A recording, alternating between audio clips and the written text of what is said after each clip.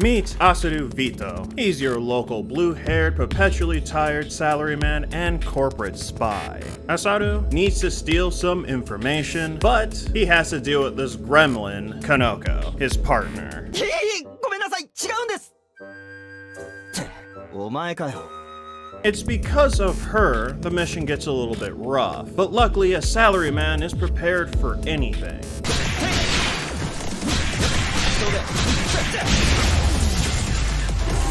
Including annoying morons wearing a fedora, sometimes.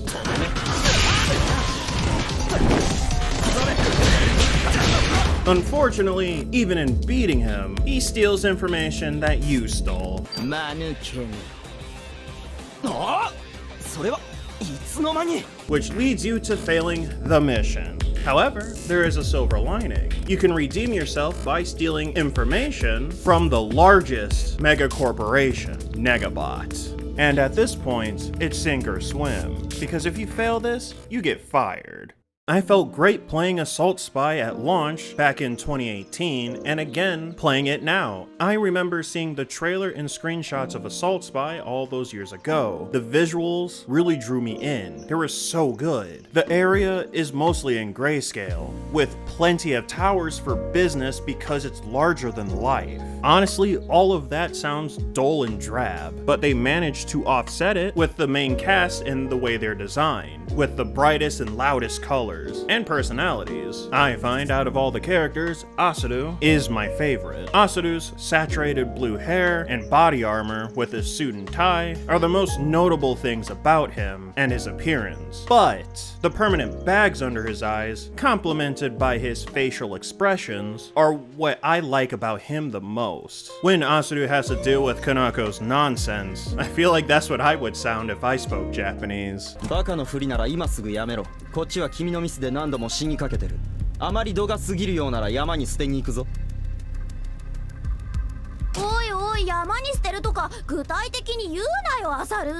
Speaking of Kanoko, her design isn't that bad either. Kazuma's design is nice too, I just hate him. Amelia, the other playable character, has a very patriotic CIA uniform as well. Yonda, Chidori, and Mr. Showtime are cool looking too. Throughout my years of thinking about the game on and off, Asaru, Amelia, Kanoko, and occasionally Yonda would appear in my mind. The artistic design of this game is so good. My only issue is that the executive bosses don't exactly keep to this corporate theme at all. Sure, they got the suit and tie, but in combat you'll hear stuff like monster kill, like you're on a kill streak in an FPS. I kind of wish they would keep to the business theme by saying stuff like time to remove the liability when the fight starts, or time to loop you in to your grave for a specific move. Those may not be the best, but they keep to the theme. It's not the end of the world that the bosses don't already do this,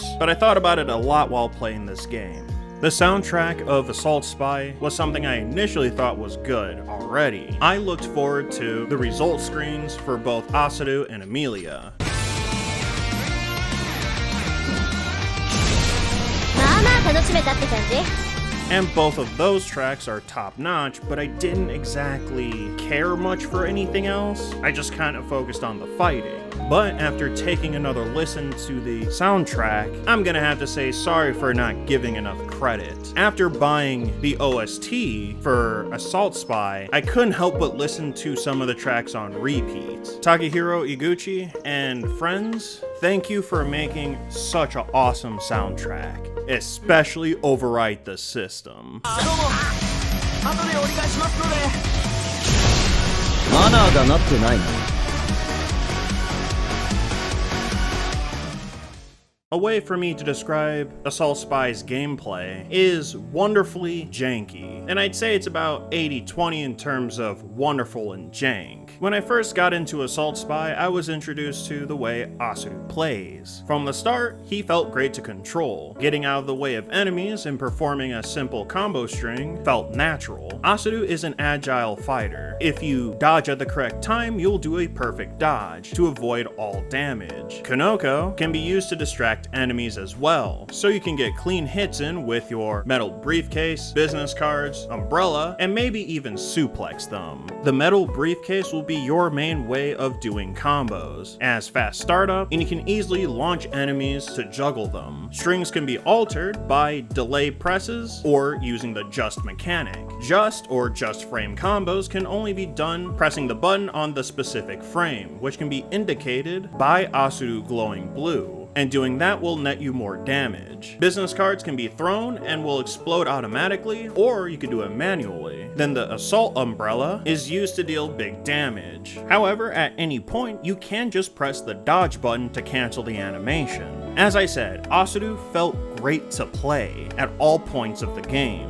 Of course, obtaining new moves made comboing the opponent more thrilling, just to see what I could string together. And it gets topped off by having the overclock ability, where you can slow down time and get a bunch of hits in. The toolkit Asaru has flows together beautifully, and also fits the character archetype that I love the most. Amelia, on the other hand, was a bit more rough for me to learn. Amelia is all about power. She throws hands, comes with a gun, and explosions. Her character's specific mechanic is her tension gauge. The more you attack, the higher it goes and the bigger the explosion you get. It's a great combo finisher, but you can also use it to start a combo as well. That said, to get the payoff, you would have to know how to combo with Amelia in the first place. Her combo strings are determined on how you order the button presses. Her aerial attacks are different from Asaru as well, as when you start off, you get a punch that sends enemies to the ground and a dive kick. Her gun does little damage and is meant to extend her combos, but you can later get a charge shot as well. Amelia's version of the umbrella is the spear, but like the umbrella, it leaves you open to enemy attacks as it has a slow animation tied to it. Amelia's means of defense is her block, as her dash has no iframes attached to it, but you have to unlock it, as cheap as it might be. And lastly, there's Super Amelia mode, which puts your energy at max and lets you do max damage.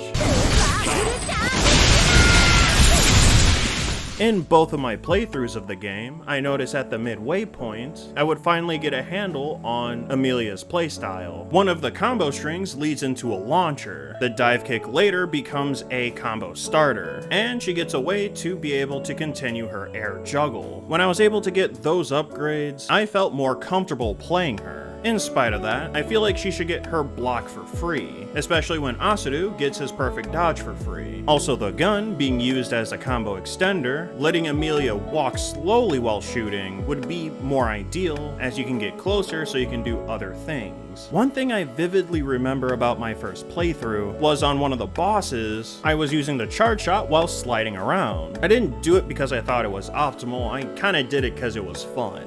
However, if you're not using the charge shot and repeatedly shooting, walking while doing that should still be an option. Even if I did have trouble with using her at the start, I was fine with playing her as time went on. And it's great that she plays that much differently than Asaru. She just needed a couple more tools early game. And if played properly, you blow everything up. Seriously, she's a walking nuke.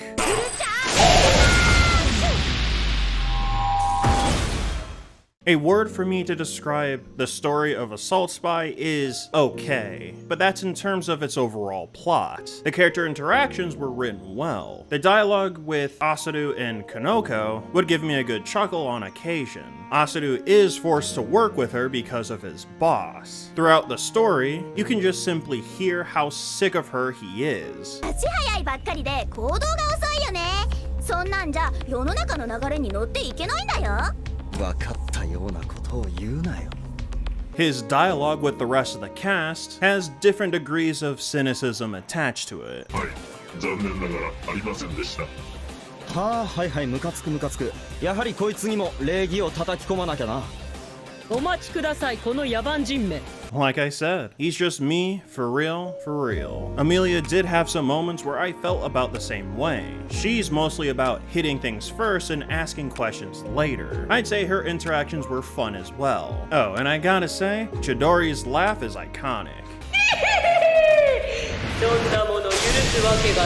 You know what? I wouldn't mind if this game became a 12-episode anime. I'd definitely watch it. Assault Spy is a great hack and slash. It's far too niche for its own good. I believe if there was one final update to tweak the animations, fix what bugs are left that are annoying, and add a small amount of polish, it would make the game perfect. Adding new content isn't really needed. It already has a boss rush and a death march mode, which is basically a survival mode, and you get to do harder difficulties for the story if you like. Assault Spy is only on Steam, and I think that's a damn shame. I think it would be awesome for more people to play this hidden gem. And to my knowledge, the devs are working on some type of superhero game. The updates on that have been relatively slow, but should they finish it, I'd be really happy to play it. For now, Assault Spy is $19.99 on Steam, if I piqued your interest enough to play it, but ultimately that choice is yours. That's it from me though, I'll see you in the next one.